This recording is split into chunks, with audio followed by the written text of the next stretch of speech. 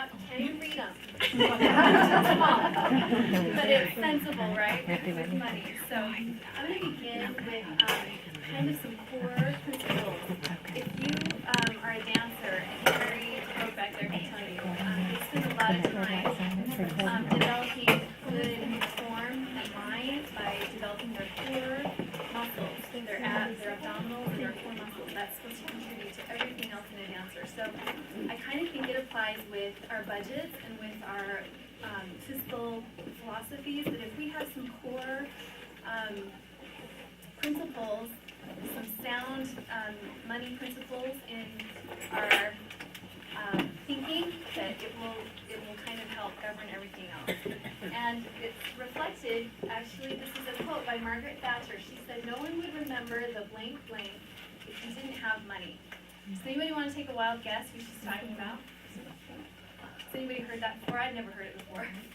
This is kind of new to me.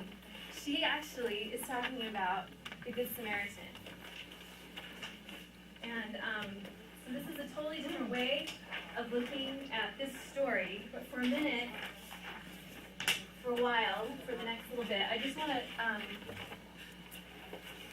think about this, not with our charity glasses and our service to mankind glasses, but with fiscal. What fiscal lessons?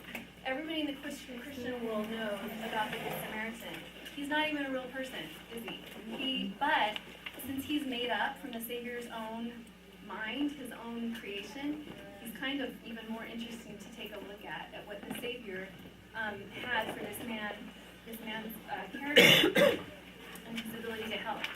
So it says, this is Luke 10, 33 through 35. See, that was when you projected. Somebody's going to read it. Somebody on the front row with good eyes, can you read it? Anyone? Would you like me to read that? But a certain Samaritan, as he journeyed, he came where he was, and when he saw him, he had compassion on him, and went to him and bound up his wounds, pouring in oil and wine, and set him on his own beast, and brought him to an inn, and took care of him. And on the morrow, when he departed, he took out 2 pence, and gave them to the host, and said unto him, Take care of him, and whatsoever thou spendest more, when I come again, I will repay thee. Okay, when I look at those, there's just 3 verses. That's all we get of the Good Samaritan. But there are 4 points that show good fiscal policy that the Good Samaritan had. The first one, if he was able to find, he walked by, he saw this poor man had been robbed, we read, bound, he had provisions to bind up his wounds, as well as oil and wine. So he came on this journey prepared. He didn't start out with anything. Somebody will be robbed. I just had these things. He probably started out just being prepared, and he had saved and he had things with him. And we're told to prepare too. And when the church tells us to be prepared, they're talking to me in my mind about a couple things. They're talking about the 72-hour kids and food storage, year supply of food storage. They also tell us to do what with our budgets? To be prepared. Live within our means. Right, and to save. They tell us to save, to have a rainy day fund, so that when something unexpected happens, some unfortunate incident that's usually costly, you have something to go from. The second thing that we learn from the Good Samaritan is from the very last line, whatsoever thou spendest more, I will repay thee. That was what the Good Samaritan said. What does that sound like? Pay thy debts. What? Pay your debts. Right, it's credit. But it's kind of implicit in the story, it's implied that was acceptable to the innkeeper. So he had what kind of credit? He had good credit. You have good credit. That we stay out of debt and we only use it when we have to, and like the sister said over here, you repay it as soon as you can, and you keep good credit.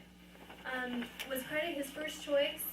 it wasn't his first choice, was it? Right before that, it said that he gave the host 2 pence and said take care of him with it. So he first paid with, first used cash.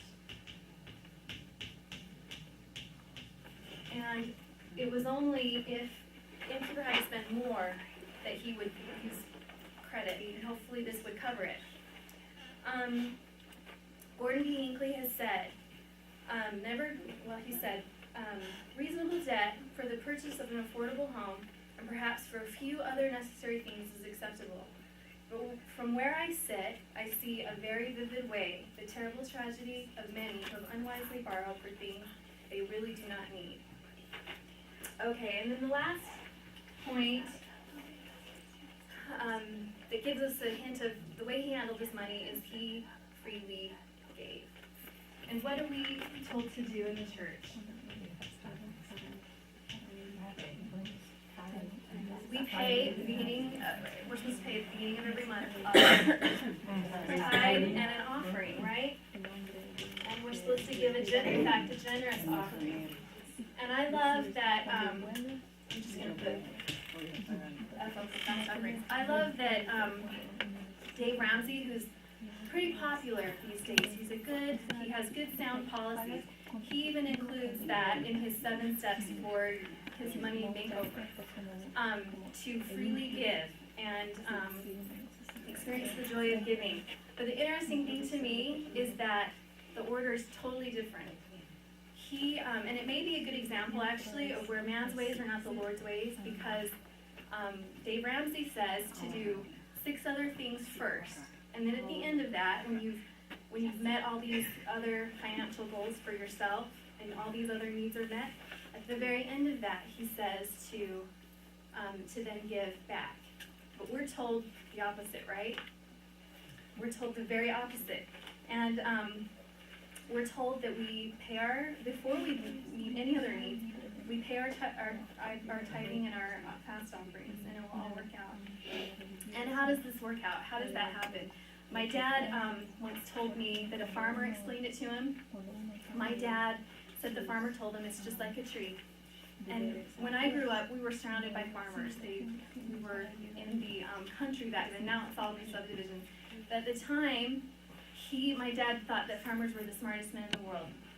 And he said, they can look at a big 20-pound bag of seed, and they can just rattle off the top of their heads right away how many square feet and what percentage of your 4 acres it will cover and what you can yield, and they can just tell you right off the top of their head. And they'll always say that they don't know anything, and that's your first clue that they know everything. But he said that the farmer told him it's just like a tree. If you need, and where's Brother Holmes? Or Sharon Holmes? Any gardeners in here? What's the first thing that you have to do if a tree is not producing, or if you need a tree to produce more? Or love. You have to cut it back.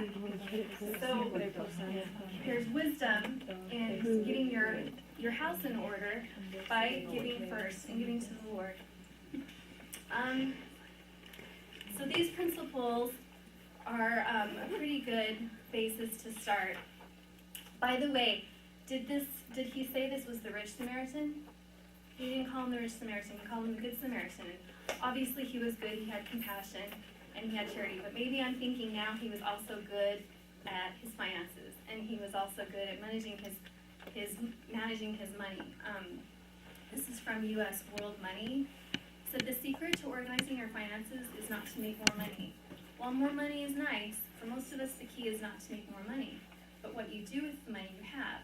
Have you ever seen a news report about a yesteryear rock star, professional athlete, or other wealthy person who files for bankruptcy? In a more practical application, you may know someone in your family or circle of friends who has made a lot of money in times of boom, only to be broke in times of bust. More money is not the only way to keep a positive balance on your bank account. In fact, without correct skills, it will usually lead to bankruptcy. Proper managing of your money is a much more practical and common solution to financial difficulty than simply making more money. So these principles are as good today as they were 2,000 years ago, but I don't think I'm wrong to say that we live in a much more complicated and stressful time in dealing with managing it all. And in fact, Brigham Young prophesied, he said that we would be tried with riches, for we would become the richest people on the earth. And to be tried this way and to be tempted this way, he said was his biggest fear for the saints. He said, the worst fear I have about this people is that they will get rich in this country, forget God and his people, wax fat, and kick themselves out of the church and go to this people will stand robbing, poverty, and all manner of persecution and be true. But my greater fear for them is that they cannot stand well. Isn't that interesting? That is fascinating to me, especially when I think that we're it. We're those people that he prophesied. We're the ones facing the trial that he so forcefully talked about. And to be tested this way, to be tried this way, we really have to learn how to keep everything in perspective and keep everything in balance. And so I'm going to let my hubby take it away. He's going to go from there. Thanks, Diane. Appreciate it.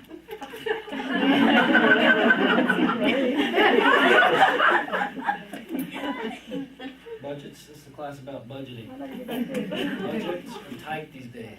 Whether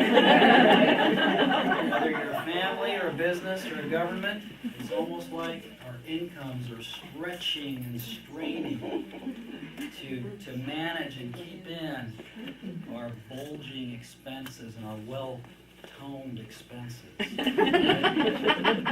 So you all have this as a nice visual of what some of our budgets look like these days.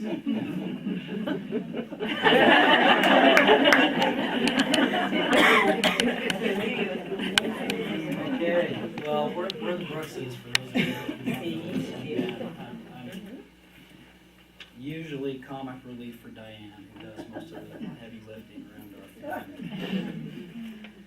The Brookses are not, I'm an attorney, so I'm big on disclaimers. The Brookses are not certified financial planners. We are a regular family who are learning things and are learning just like you. And I know there are a lot of people here that have learned things and gone through things that we never have. I see Sister Cheney here, and you all ought to know that she gave a talk back in 2002. 2003. 2003. And you don't remember. On budgeting? Yeah. The Alzheimer's class is down the hall.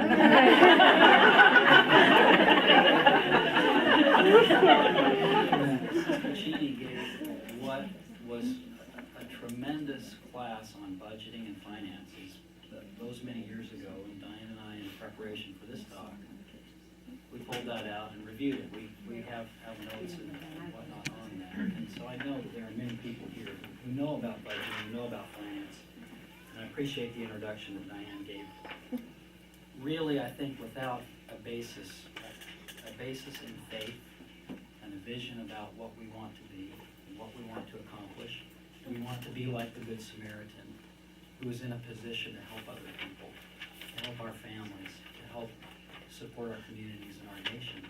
Without that vision, it can be very difficult to manage a budget in our country.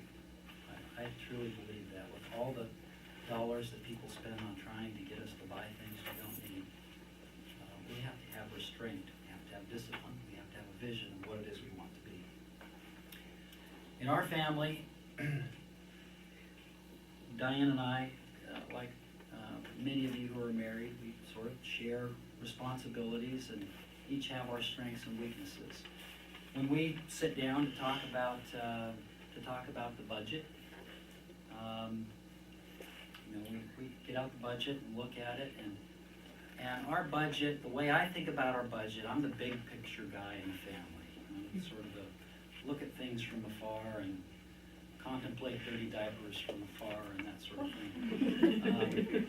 Diane is really she's where the rubber meets the road. But the way I think about our budget, I think there are three main components of the Brooks family budget.